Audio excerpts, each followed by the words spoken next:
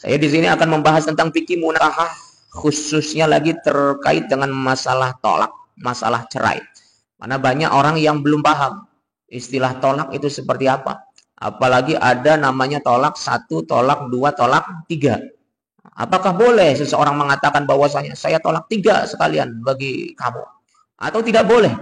Atau bagaimana yang dimaksud dengan tolak satu? Bagaimana yang dimaksud dengan tolak dua? Bagaimana yang dimaksud dengan tolak tiga? Banyak orang sudah berumah tangga berpuluh tahun, tapi banyak pula di antara mereka yang belum paham terkait masalah hal ini. Maka pada kesempatan malam hari ini saya akan coba untuk membahas bersama-sama terkait dengan fikih munakahah, wabil khususnya lagi bab tolak, bab perceraian. Perceraian, beberapa ulama membagi menjadi dua. Ada yang disebut dengan tolak sorih, ada yang disebut dengan tolak kinayah. Tolak sorih adalah tolak yang diucapkan secara tegas, secara lantang, secara mantap dari seorang suami kepada istrinya. Inilah tolak sorih. Saya ceraikan kamu saat ini juga. Ini tolak sorih, tolak tegas. Saya ceraikan saat ini juga. Karena memang yang mempunyai hak untuk mentolak atau mencerai itu adalah suami. Sementara istri tidak punya hak untuk mencerai atau mentolak. Kalau misalnya istri yang coba untuk menceraikan, maka itu namanya khulu. Kalau kata orang Cirebon bilang rapah, tolak rapah. Mengajukan kepada hakim, kepada pengadilan agama, dan kemudian pengadilan agama menanyakan apa sebabnya ibu mau berpisah dengan suami, disampaikan masalahnya, alasan-alasannya, dan ketika alasan-alasannya itu dirasa cukup, maka kemudian hakim akan memanggil saksi-saksi, barulah di situ kemudian hakim memutuskannya. Tolak hulu, tolak rapah. Dengan cara apa? Dengan cara kemudian sang mantan istri ini mengembalikan sebagian uang kepada atau mahar kepada mantan suaminya. Itu ketika sang istri coba untuk mengajukan tolak hulu. Tapi hakikatnya yang mempunyai hak untuk mentolak itu hanya suami. Kalau suami tidak usah datang ke KUA, tidak usah datang ke pengadilan agama, cukup di rumah katakan saya tolak kamu, maka secara syariat sudah jatuh tolak satu. Kalau misalnya yang menceraikan istri bagaimana? Saya cerai saja mas sama emas. Kalau suaminya tidak mau menceraikan, maka tidak jatuh tolak. Saya capek rumah tangga sama kamu. Sudah bertahun-tahun seperti ini terus. Nggak ada perubahan, nggak ada kemajuan. Saya cerai saja sama mas. Jatuh tolak atau tidak hadirin? Tidak jatuh tolak. Kenapa? Karena istri tidak mempunyai wewenang untuk menceraikan. Atau untuk mengucapkan kalimat tolak. Beda lagi kalau suami yang menyampaikan. Kalau suami yang menyampaikan ya mudah. Secara syariat sudah sah dia bercerai. Walaupun menurut kompilasi hukum Islam harus dikuatkan lagi dengan surat keterangan cerai dari pengadilan agama. Yang pertama tolak itu ada namanya tolak sorry. Tolak yang disampaikan secara lantang, tolak yang disampaikan secara tegas. Saya ceraikan kamu saat ini juga. Itu tolak sorry. Disampaikan dalam keadaan sadar tanpa tedeng aling-aling. Yang kedua, ada yang disebut dengan tolak kinayah. Tolak kinayah ini tolak-tolak kiasan. Tolak yang menjurus ke arah perceraian. Kalimat-kalimatnya menjurus pada perceraian. Contohnya apa? Sudah balik saja kamu ke orang tua kamu. Ini bisa menjurus kepada tolak. Dengan syarat apa? Dengan syarat diperjelas dulu. Maksudnya apa Kang Mas? Nyuruh saya suruh pulang ke rumah ibu maksudnya apa? Pisah tah, cerai tah. Kalau iya, sudah jatuh tolak. Kalau misalnya dengan bahasa Cirebon gimana Ustaz? Seorang suami bilang kepada istri, wislah pisahan baik. Itu termasuk tolak kinayah, bukan tolak sorry. Nanti dulu pisahan baik maksudnya apa? Cerai tah? Ya, cerai. Maka jatuh tolak bagi seorang istri. Kadang-kala kan ada suami-suami yang ketika mau menceraikan istri tapi ragu-ragu. Pakai bahasanya bahasa kinayah, bahasanya bahasa yang butuh penjelasan lebih lanjut. Wisan belah daripada mengkainan bayar rumah tangga. Wisan bayar apa maksudnya ki? Wisan bayar ki? Ya wisan. Iya wisan apa? Cerai tah. Kalau misalnya suami nggak ngejawab, maka belum jatuh tolak. Tapi kalau suami mengatakan iya cerai, udah jatuh tolak. Ya, maka di sini ikhwafillah hadirin Bapak Ibu yang dimuliakan Allah, hati-hati juga terhadap terkait dengan bahasa-bahasa yang menjurus pada perceraian. Perceraian kata Nabi Allah Muhammad SAW itu merupakan sesuatu yang halal, akan tetapi dibenci oleh Allah Subhanahu wa Ta'ala. Jadi ada istilah lagi namanya tolak gantung atau cerai digantung. Cerai digantung itu maksudnya apa? Maksudnya seseorang suami coba untuk menceraikan istri akan tetapi enggak jelas. Contoh, kalau misalnya bulan depan saya nggak memberikan uang kepadamu senilai 2 juta, maka kita pada saat itu juga bercerai. Ini gantung namanya. Nggak jelas. Sang istri ini sebetulnya sudah ditolak atau belum. Masih belum jelas ke depannya ini suami bakal ngasih uang 2 juta atau tidak. Maka ini menurut beberapa ulama termasuk tolak bid'ah atau tolak bid'ah yang nggak boleh ucapan, tidak pantas.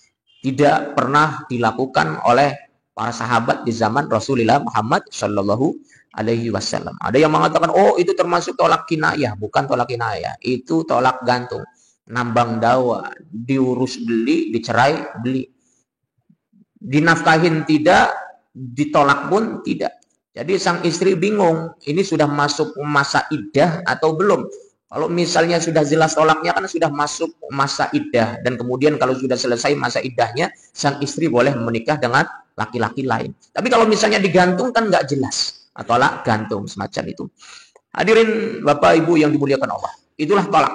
Ada istilah kalimat tolak sharih, ada kalimat tolak kinayah. Tolak sharih itu talak yang disampaikan secara lugas, secara lantang. Sementara tolak kinayah disampaikan dengan kalimat-kalimat yang secara tidak langsung, akan tetapi ini membutuhkan penjelasan. Berikutnya, tolak 1, tolak 2, tolak 3. Itu maksudnya apa, Ustaz? Kadangkala ada orang yang dengar, wis tolak tilu sekalian. Anak gue bisa tolak tilu sekalian, dan itu. Apakah boleh seorang suami mengucapkan kalimat tolak sekaligus pada saat itu juga? Apakah tolaknya sah atau tidak? Maka disinilah para ulama mazhab, Imam Hanafi, Imam Maliki, Imam Syafi'i, dan Imam Ahmad bin Hanbal mengatakan bahwasanya tolak semacam itu sudah sah dan resmi, sudah jatuh tolak 3. Ini menurut ulama 4 mazhab. Contoh, seorang suami bilang kepada istrinya, saya ceraikan kamu, saya ceraikan kamu, saya ceraikan kamu. 3 kali ngomongnya, maka sudah jatuh tolak 3. Atau seorang suami menyampaikan, saya tolak 3 kamu. Maka menurut mazhab ulama 4 mazhab itu tadi, itu sudah jatuh tolak 3. Sementara menurut Imam Ibnu Taimiyah, termasuk juga menurut muridnya yakni Imam Ibnul Qayyim Al-Jauzi, termasuk juga dari kalangan mazhab Az-Zahiri, diantaranya adalah Imam Ibnu Hazm Al-Andalusi. Oh tidak, yang namanya tolak itu nggak bisa sekali ucap tolak 3 itu. Ketika seseorang mengatakan bahwasanya saya tolak kamu, saya tolak kamu, saya tolak kamu, itu bukan tolak 3 jatuhnya, melainkan hanya tolak 1. Atau ketika seorang suami bilang saya tolak 3 kamu, itu bukan tolak 3 jatuhnya, melainkan tolak 1. Dengan menggunakan alasan bahwasanya seperti ketika seseorang diperintahkan untuk bertasbihlah engkau 100 kali. Maksudnya adalah ya subhanallah, subhanallah, subhanallah, subhanallah, 100 kali.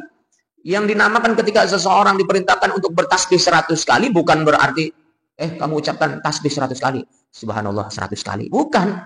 Maksudnya ngucapin subhanallahnya 100 kali.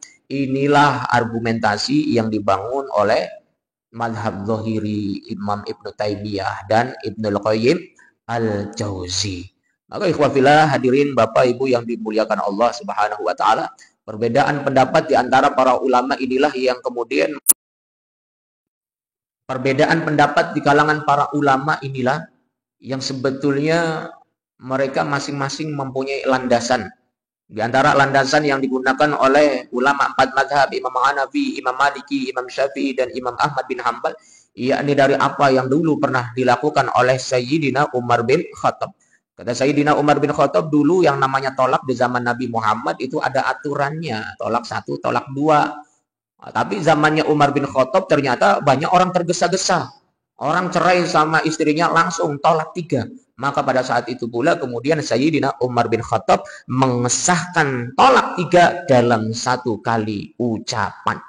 Jadi landasannya daripada Sayyidina Umar bin Khattab. Jadi Umar bin Khattab mengatakan demikian, mempunyai kebijakan seperti itu. Maka sebagaimana apa yang disampaikan oleh Nabi Allah Muhammad, alaikum bisunnati wa sunnatil khulafa'ir rasyidin al-mahdiyyin.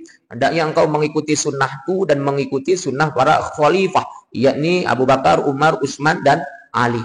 Jadi Nabi Muhammad menyampaikan, kalian ikut sunnahku. Kalau di sunnahku enggak ditemukan, cari kemudian dari apa yang dilakukan oleh para khalifah rasyidah, yakni Abu Bakar, Umar, Utsman dan Sayyidina Ali bin Abi Thalib.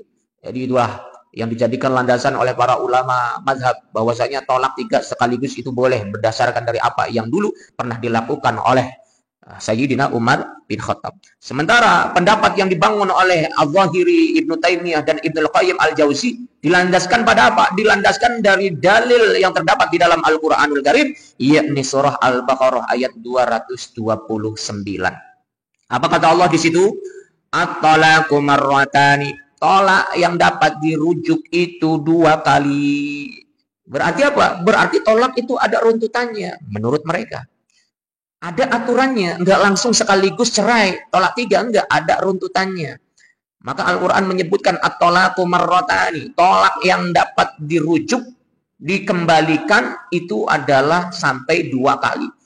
Maksudnya apa? Tolak 1, tolak 2. Tolak 1 ketika seseorang menceraikan istri. Saya ceraikan kamu. Udah cerai itu. Udah cerai.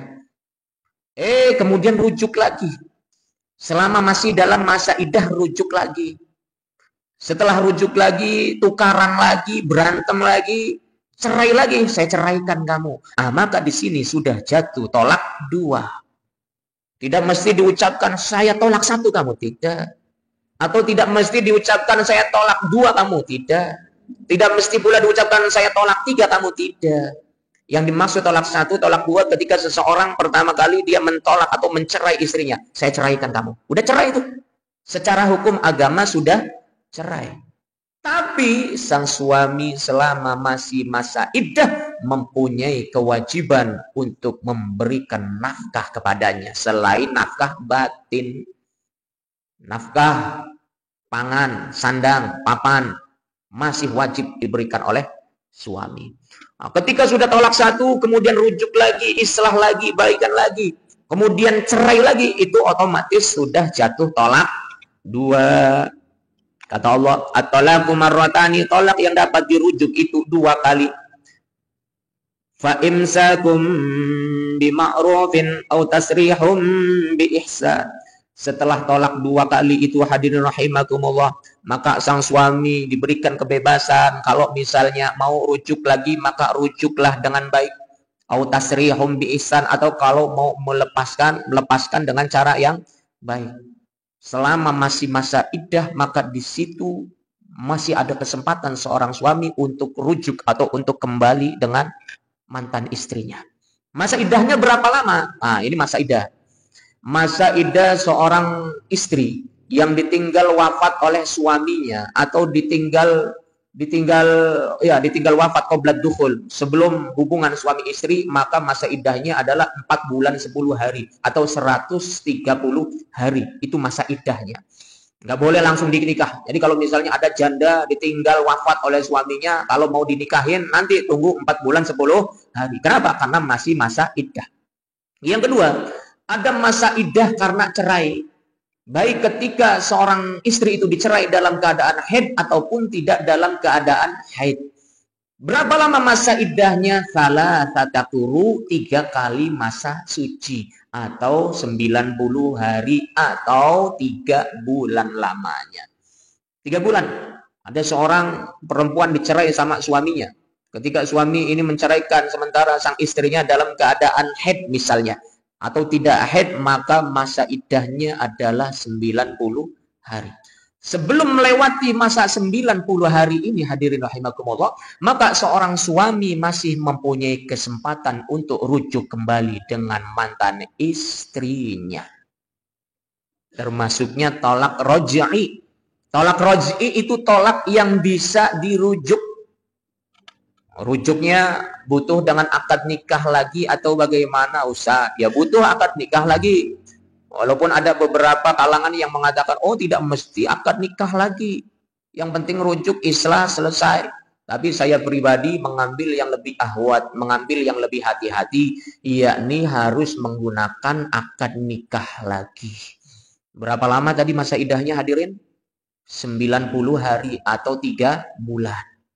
Sementara kalau misalnya ada seorang istri kemudian dicerai oleh suaminya atau ditinggal wafat oleh suaminya, sementara dia sedang dalam keadaan hamil, berapa lama masa idahnya?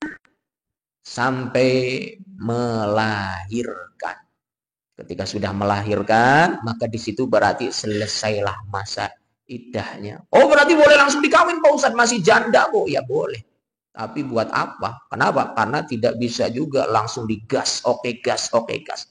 Masih masa nifas. Sampai lahir aja langsung digas wae. Kalau sekedar dinikah boleh, tapi untuk dikawin belum boleh. Ya, masa idah bagi perempuan yang ditinggal wafat oleh suaminya sementara dia sendiri dalam keadaan hamil sampai melahirkan.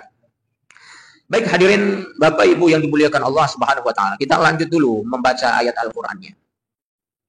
Kalau misalnya tolak 2 kali, kemudian masih masa iddah dan sudah mendekati akhir masa iddah, sudah memasuki bulan ketiga, sudah mendekati 90 hari masa iddahnya, maka fa imsakum bima'rufin.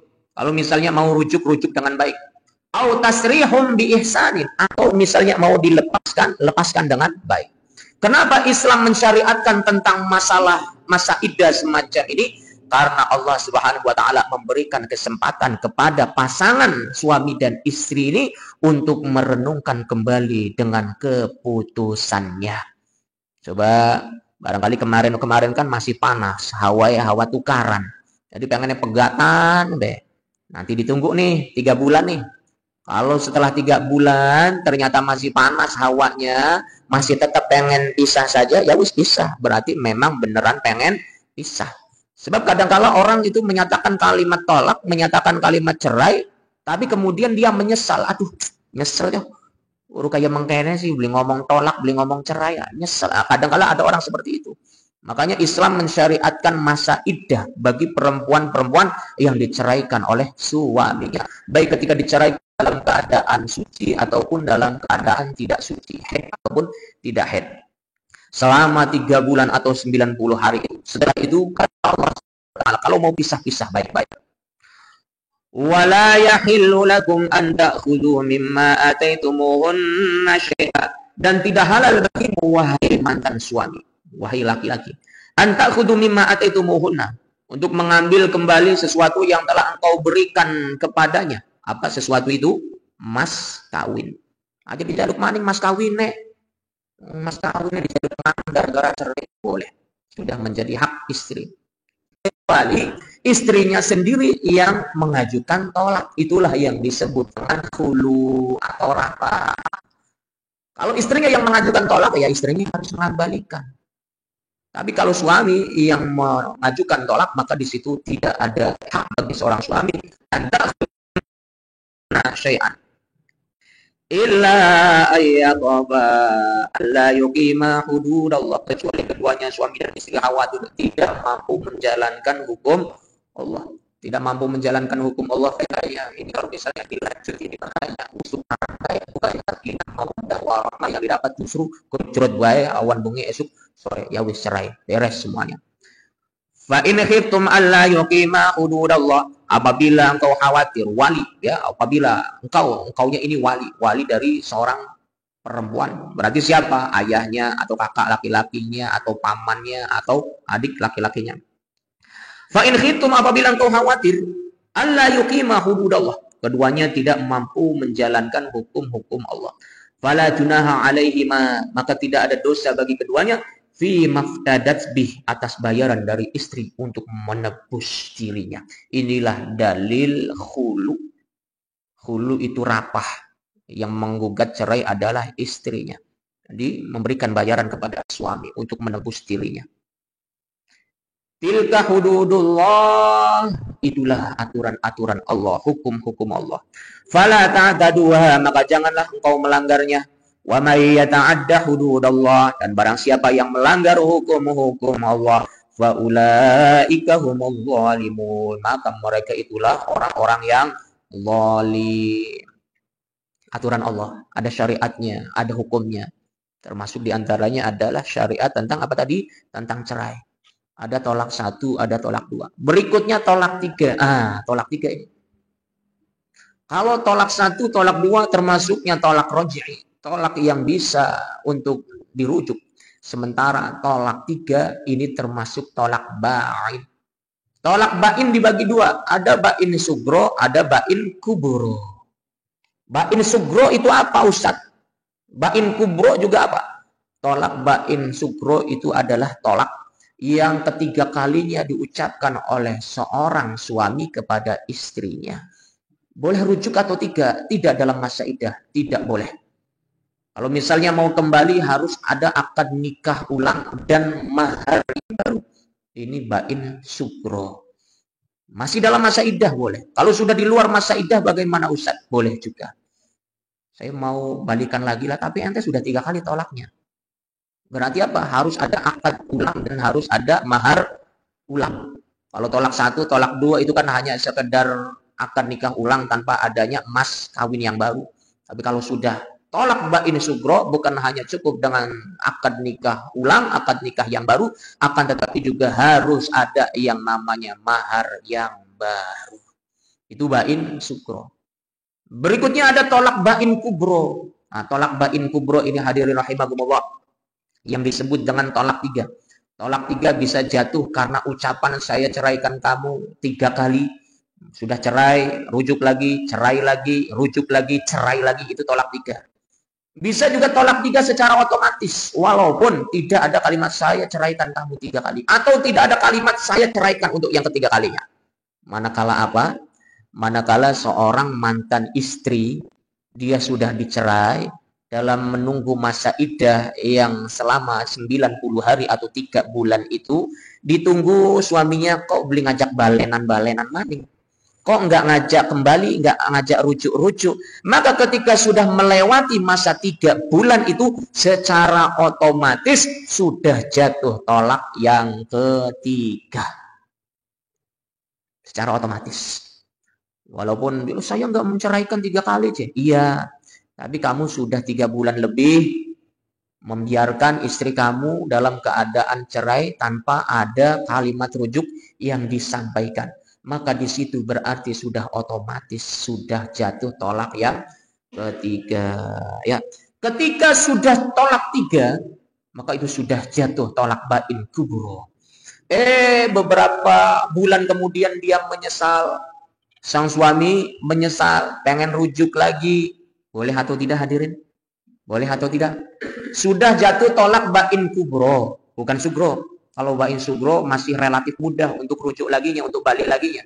Yang penting tadi, akad nikah ulang disertai dengan mahar atau mas kawin yang baru. Tapi kalau tolak ba'in kubro, tidak mudah. Ketika seorang suami sudah cerai, sudah tolak ba'in kubro, dia nyesel, aduh, masih mending rapi pengen rapi kang sekian ki gojrot bae duit wae kang diledek beli ngerti wong duitku kangelan itu ku HP anyar tuku lambi anyar belanja pengen kebanyakan seperti itu Pak. Nyesel dengan istri yang baru walaupun istri muda. Nyesel ya. Pengen balen maning cari wong Cirebon sih. Mau balikan lagi dengan istrinya yang dulu. Boleh atau tidak? Boleh. Dengan syarat apa? Dengan syarat sang istri itu sudah menikah lagi dengan laki-laki lain dan kemudian dengan pernikahannya dengan laki-laki lain itu sang istri sudah bercerai dan ketika cerai barulah kemudian boleh kembali dengan mantan suami yang lama. Caranya. Iya, aturannya ruwet kayak mengkono. Lamun beli gelem prewe ya dudu rezeki ya. Penjelasannya di dalam Quran surah Al-Baqarah ayat 230. Fa'in talaqaha, kemudian dia menceraikan istrinya, akhirnya sudah janda lagi. Fala tahillu lahu, maka perempuan itu tidak halal lagi baginya min ba'du setelahnya. Hatta tangkiha zawjan ghairah, sebelum dia menikah dengan laki-laki yang lain. Nikah sama laki-laki yang lain. Itu juga kalau misalnya pernikahannya cerai lagi. Berarti apa yang harus dilakukan oleh mantan suami yang dulunya? Dedonga. Semoga laki anyare cepat mati. Lamun beli mati-mati beli aja Pak Ustaz, disantet oleh beli. Wah, disantet deh. Nggak boleh dah. Fa in talaqaha, lalu jika suami yang keduanya itu menceraikannya, fala junaha alaihima, maka tidak ada dosa bagi keduanya, antara mantan suami dan mantan istri, ayyataraja'a, untuk rujuk kembali, indonna ayyuqima hududallah, apabila keduanya berpendapat bahwa mereka akan mampu menjalankan aturan-aturan Allah. Jadi ketika seseorang mau lanjut atau tidak dengan pernikahannya, itu pertimbangannya adalah, ini pertimbangannya kalau misalnya lanjut kira-kira membawa maslahat atau tidak untuk diri kita. Suami istri bisa jadi orang yang taat atau tidak. Kalau ternyata tidak bisa menjadi orang yang taat, wah ya masih mending jangan dilanjutkan. Jadi ayyukima hududallah, kesanggupan untuk menjalankan aturan-aturan Allah ini menjadi sesuatu yang harus digarisbawahi. Bahwa berlangsungan ataupun perpisahan akad nikah atau perjalanan rumah tangga seseorang itu ditentukan bagaimana maslahatnya terhadap ketaatan keduanya terhadap syariat Allah Subhanahu wa taala. Wa tilka hududullah, itulah ketentuan-ketentuan Allah, aturan-aturan Allah. Yubayyinuha, yang diterangkan, yubayyinuha liqaumi ya'lamun, yang Allah terangkan kepada orang-orang yang